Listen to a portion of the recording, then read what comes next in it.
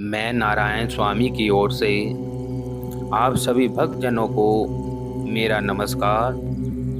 प्रतिदिन मेरे द्वारा दी जाने वाली जानकारी आप सभी को किस प्रकार लगी, इसके लिए आप मेरे YouTube चैनल भक्ति मार्ग के कमेंट बॉक्स में जाकर कमेंट अवश्य करें। इसके साथ साथ आप मेरे चैनल भक्ति मार्ग को लाइक व सब्सक्राइब अवश्य करें तथा ज़्यादा से ज़्यादा शेयर करें, जिससे प्रतिदिन मेरे द्वारा दी जाने वाली व्रत व कथाओं की जानकारी के नोटिफिकेशन आपको सबसे पहले प्राप्त हो सकें। भक्तजनों, आपको श्रावण मास महात्म के 15वें अध्याय का वर्णन करूंगा।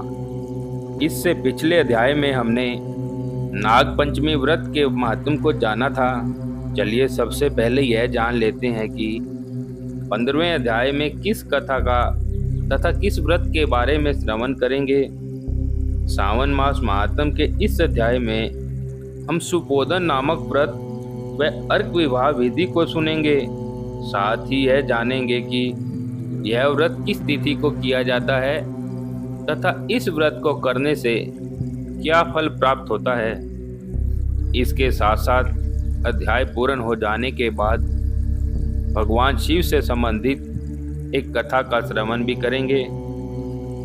अब मैं श्रावण मास महात्म के 15वें अध्याय का वर्णन करता हूँ। संत कुमार बोले, हे देवेश, मैंने नागों का यह आश्चर्यजनक पंचमी व्रत सुन लिया। अब आप बताएं कि षष्ठी तिथि में कौन सा व्रत होता है और उसकी क्या विधि है। ईश्वर बोले, हे विपेंद्र, सावन मास के शुक्ल पक्ष में षष्ठी तिथि को महामृत्यु का नाश करने वाले सुपोदन नामक शुभ व्रत को करना चाहिए। शिवालय में अथवा घर में ही प्रयत्न पूर्वक शिव का पूजन करके सुपोदन का नैवेद्य उन्हें विधि पूर्वक अर्पण करना चाहिए। इस व्रत के साधन में आम्र का लवण मिलाकर शाक और अनेक पदार्थों के नैवेद्य अर्पित करें। साथ ही ब्राह्मण को वायन प्रदान करें। जो इस विधि से व्रत करता है उसे अनंत पुण्य का फल मिलता है। इस प्रकरण में लोग एक प्राचीन कहानी सुनाते हैं जो कि इस प्रकार से है। प्राचीन समय में रोहित नाम का एक राजा था। काफी समय बीतने के बाद भी उसे पुत्र रत्न की प्राप्ति नहीं हुई। तब पुत्र की अभिलाषा में उस राजा ने अत्यंत कठोर तप किया। ब्रह्मा जी ने राजा से कहा, हमारे भाग्य में पुत्र नहीं है। तब भी पुत्र की लालसा में वह राजा अपनी तपस्या से जरा भी विचलित नहीं हुआ। इसके बाद राजा तपस्या करते करते संकटग्रस्त हो गए। तब ब्रह्मा जी पुण्य प्रकट हुए और कहने लगे, मैंने आपको पुत्र का वर तो दे दिया है, लेकिन ये आपका पुत्र अल्पायु का होगा। तब राजा तथा उसकी पत्नी ने विचार किया कि इसे रानी का बांझपन तो दूर हो जाएगा, संतानहीनता की निंदा तो नहीं होगी। कुछ समय बीत जाने के बाद ब्रह्मा जी के वरदान से उन्हें पुत्र की प्राप्ति हुई। राजा ने विधि पूर्वक उसके जात कर्म आदि सभी संस्कार किए। दक्षिणा नाम वाली उस रानी व राजा ने उनका नाम शिवदत्त रखा। उचित समय आने पर भयभीत चित्त वाले राजा ने पुत्र का यज्ञोपवीत संस्कार किया, किंतु राजा ने उसकी मृत्यु के भय से उसका विवाह नहीं किया। 9वें साल में उनका पुत्र शिवदत्त मृत्यु को प्राप्त हो गया। तब ब्रह्मचारी की मृत्यु का स्मरण करते हुए राजा को बहुत चिंता होने लगी कि जिन लोगों के कुल में कोई ब्रह्मचारी मर जाए तब उसका पूरा का पूरा कुल खत्म हो जाता है, वह ब्रह्मचारी भी दुर्गति में पड़ जाता है। संत कुमार बोले, हे देव, हे जगन्नाथ, इसके दोष के निवारण का उपाय क्या है, यह बताएं, जिससे दोष की शांति हो सके। ईश्वर बोले, यदि कोई स्नातक अथवा ब्रह्मचारी मर जाए तो अर्क विधि से उसका विवाह कर देना चाहिए। इसके बाद उन दोनों ब्रह्मचारी तथा आग को परस्पर संयुक्त कर देना चाहिए। अब अर्क विवाह की विधि कहते हैं मृतक का नाम, गोत्र आदि लेकर देश काल उच्चारण करके कर्ता कहे कि मैं मृत ब्रह्मचारी के दोष का निवारण करने हेतु वे सगृक व्रत करता हूँ। सर्वप्रथम सुवर्ण से अभ्युदिक करके अग्नि स्थापना कर आधार होम करना चाहिए। इसके बाद व्रत अनुष्ठान के उत्तम फल के निमित्त वर्तपति अग्नि के संपादनार्थ विश्व देवों के लिए घृत की आहुति डालें। उसके बाद होम करके अवशिष्ट होम को संपन्न करें। पुण्य देश काल का उच्चारण करके इस प्रकार बोलें कि मैं अर्क विवाह करूंगा। उसके बाद स्वर्ण से अभ्युदय कृत्य करके अर्क शाखा तथा मृतक की देह को तेल तथा हल्दी से लिप्त करके पीले सूत से विशिष्ट करें और पीले रंग के 2 वस्त्रों से उन्हें ढक दें। इसके बाद अग्नि स्थापना करें और विवाह विधि में प्रयुक्त योजक नामक अग्नि में आधार होम करें। वह अग्नि के लिए आज्य होम करें। होम करके संपूर्ण हवन कर्म समाप्त करें। उसके बाद आग की डाली तथा मृतक के शव को विधि पूर्वक जला दें। मृतक अथवा म्रियमान के निमित्त 6 वर्ष तक इस व्रत का अनुष्ठान करना चाहिए।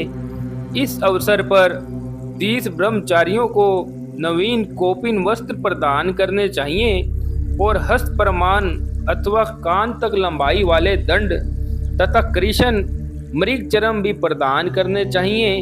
उन्हें चरण पादुका, छत्र, माला, गोपी चंदन, परवाल मणि की माला तथा अनेक आभूषण समर्पित करने चाहिए। इस विधान से व्रत करने पर कोई विघ्न नहीं होता है। ईश्वर बोले। ब्राह्मणों से यह सुनकर राजा ने मन ही मन विचार किया कि यह अर्क विवाह तो मुझे गौण प्रतीत होता है, मुख्य नहीं, क्योंकि कोई भी व्यक्ति मरे हुए को अपनी कन्या नहीं देता है। मैं राजा हूँ, अतः मैं उस व्यक्ति को अनेक रत्न तथा धन दूंगा जो कोई भी इसकी वधू के रूप में अपनी कन्या प्रदान करेगा। उस नगर में एक ब्राह्मण था। उस समय वह किसी दूसरे नगर में गया हुआ था। उसकी एक सुंदर पुत्री थी जिसकी माता की मृत्यु पहले ही हो चुकी थी। ब्राह्मण की दूसरी पत्नी भी थी जो ब्राह्मण की पुत्री के बारे में बुरे विचार रखती थी तथा दुष्ट मन वाली थी। कन्या 10 वर्ष की तथा दीन थी और अपनी सौतेली माता के अधीन थी। अतः सौतेली माता ने दवेश तथा अत्यधिक धन के लालच में आकर 1 लाख मुद्रा लेकर उस कन्या को मृतक राजकुमार के लिए दे दिया। कन्या को लेकर राजा के लोग नदी के तट पर शमशान भूमि में राजकुमार के पास ले गए और शव के साथ उसका विवाह कर दिया। इसके बाद विधान पूर्वक शव के साथ कन्या का योग करके जब वह जलाने की तैयारी करने लगे तब उस कन्या ने पूछा, हे सजनों, आप लोग यह क्या कर रहे हैं? तब वह सभी दुखित मन से कहने लगे, हम लोग तुम्हारे इस पति को जला रहे हैं। इस पर भयभीत होकर बाल स्वभाव के कारण रोती हुई उस कन्या ने कहा, आप लोग मेरे पति को क्यों जला रहे हैं? मैं जलाने नहीं दूंगी। आप लोग सभी यहाँ से चले जाएं। मैं अकेली ही यहाँ बैठी रहूंगी और जब ये उठेंगे तब मैं अपने पति देव के साथ चली जाऊंगी। उसका हठ देखकर दया के कारण दीन चित्त वाले कुछ भाग्यवादी वृद्ध जन कहने लगे, ओहो, होनहार भी क्या होता है, इसे कोई भी नहीं जान सकता। दीनों की रक्षा करने वाले तथा कृपालु भगवान न जाने क्या करेंगे। सोत की पुत्री का भाव रखने के कारण सौतेली माता ने इस कन्या को बेचा है। अतः संभव है कि भगवान इसके रक्षक हो जाएं। अतः हम लोग इस कन्या को व इस शव को नहीं जला सकते। इसलिए सभी को अच्छा लगे तो हम लोगों को यहाँ से चले जाना चाहिए। परस्पर ऐसा निश्चय करके वह सब अपने नगर की ओर चल दिए। बाल स्वभाव के कारण यह सब क्या है? इसे ना जानती हुई भय से व्याकुल वह कन्या एकमात्र शिव तथा पार्वती का सिमरन करती रही। उस कन्या के सिमरन करने से सब कुछ जानने वाले तथा दया से पूर्ण हृदय वाले शिव पार्वती शीघ्र ही वहां आ गए। नंदी पर विराजमान उन शिव पार्वती को देखकर उन देवों को न जानती हुई भी उस कन्या ने पृथ्वी पर दंड की भांति पड़कर प्रणाम किया। तब उसे आश्वासन प्राप्त हुआ कि पति से तुम्हारे मिलने का समय अब आ गया है। तब कन्या ने कहा, मेरे पति अब जीवित नहीं होंगे। उसके बाल भाव से प्रसन्न तथा दया से परिपूर्ण शिव पार्वती ने कहा कि तुम्हारी माता ने सुपोदन नामक व्रत किया था। उस व्रत का फल संकल्प करके तुम अपने पति को प्रदान करो। तुम कहो कि मेरी माता के द्वारा जो सुपोदन नामक व्रत किया गया है उसके प्रभाव से मेरे पति जीवित हो जाएं। तब कन्या ने वैसा ही किया और उसके परिणाम स्वरूप शिवदत्त जीवित उठ खड़ा हो गया। उस कन्या को व्रत का उपदेश देकर शिव तथा पार्वती अंतर ध्यान हो गए। तब शिवदत्त ने उस कन्या से पूछा, तुम कौन हो और मैं यहाँ कैसे आ गया हूँ?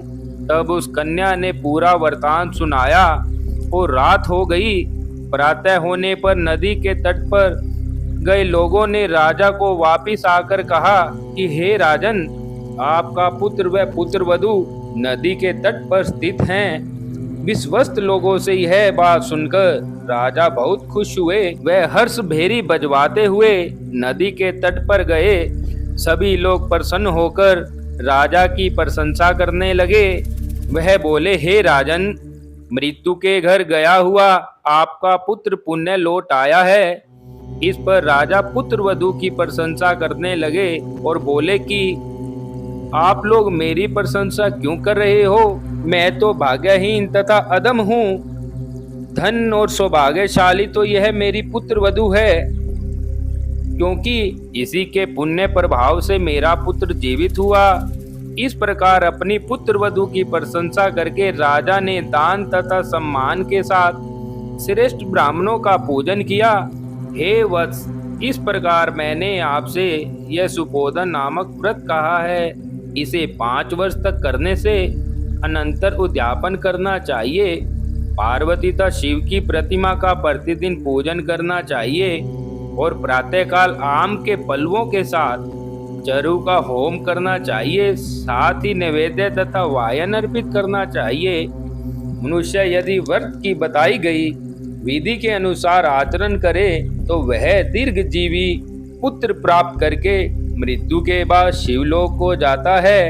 इस प्रकार सावन मास महात्म के 15वें अध्याय को आज पूर्ण किया जाता है। भक्तजनों, अब मैं भगवान शिव से जुड़ी हुई एक कथा का वर्णन करता हूँ कि भगवान शंकर क्यों धारण करते हैं त्रिशूल और डमरू। हिंदू धर्म में वैसे तो करोड़ों देवी देवता माने गए हैं, लेकिन उनमें से कुछ ऐसे देवी देवता हैं जो सबसे ज़्यादा पूजे जाते हैं।